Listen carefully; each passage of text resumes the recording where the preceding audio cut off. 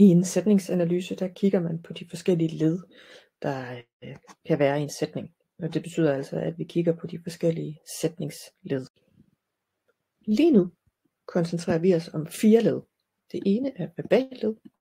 Det er det, vi kalder udsagnsled. Så har vi subjekt. Det kalder vi grundled. Så har vi akkusativ objekt. Det er det, vi kalder genstandsled. Og så har vi dativ objekt, og det kalder vi hensynsled.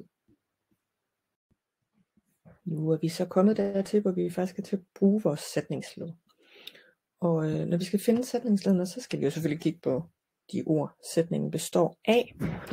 Og vi starter med at finde udsagnsledet. Og det gør vi ved at kigge på, hvad er det for en handling, der bliver udført. Og i denne her sætning er den handling, der bliver udført, lede. Så skal vi kigge på, hvem det er, der udfører handlingen. Og her er det der ich. Altså ich er grundled, lese er udsagnsledet. Her har vi så en lidt længere sætning. Clara und Peter haben einen Hund. Så vi finder igen udsagnsledet først, altså haben. Hvem er det, der har? Det har Clara og Peter. Og hvad er det, de har? Einen Hund, altså genstandsledet. Vi kommer nu til en sætning, som indeholder alle 4 sætningsled. Og vi starter igen med udsagnsledet.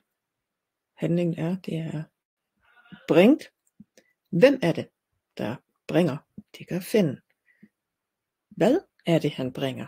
Han bringer bolden, altså genstandsledet. Og hvem er det, han bringer den til? Seinem Bruder, hensynsledet. For at kunne danne korrekte sætninger på tysk, så skal vi vide, at genstandsledet, altså trekanten, altid styrer den kasus, der hedder akkusativ. Og hensynsledet, firkanten, altid styrer dativ. Og hvad det betyder, det viser jeg lige om lidt.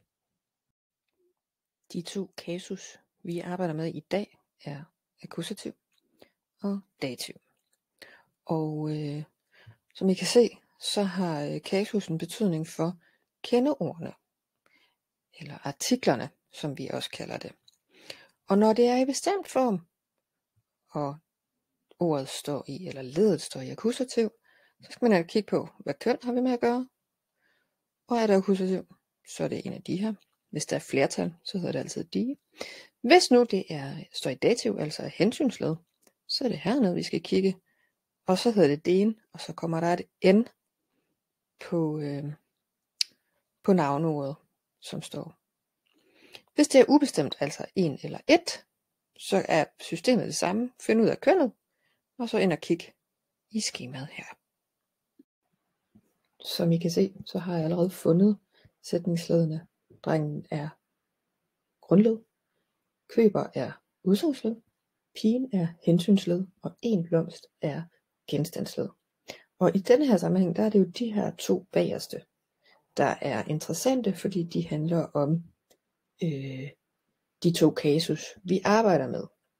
Og hvad vejen frem til at få oversat den her til tysk er, det kommer vi til lige om lidt. Så det I skal gøre, det er altså, at man finder kønnet på grundledet, så man kan skrive det rigtigt. Og grundledet står altid i nominativ, så det er altid der, die oder das. Så bøjer I verbet efter person og tal, altså udsagnsledet. I ved, det er den der første person, anden person, tredje person og så videre. Flertal og ental. Bagefter skal jeg finde artiklen på hensynsledet, altså dativ. Og det er der, I skal ind og bruge skemaet fra sidste slide. I skal også finde artiklen på genstandsledet, som er akkusativ, altså trekanten. Og det her igen skal have gang i skemaet, vi kiggede på lige før.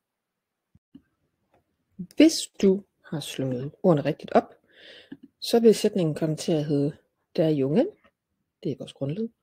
Kauft, det er vores udgangsled, altså verbet, der er bøjet efter der Junge. Vores genstandsled er eine Blume, det står i akkusativ. Og hensynsledet er dem Mädchen, det står i dativ, altså firkanten, og derfor dem Mädchen. Der Junge kauft dem Mädchen eine Blume.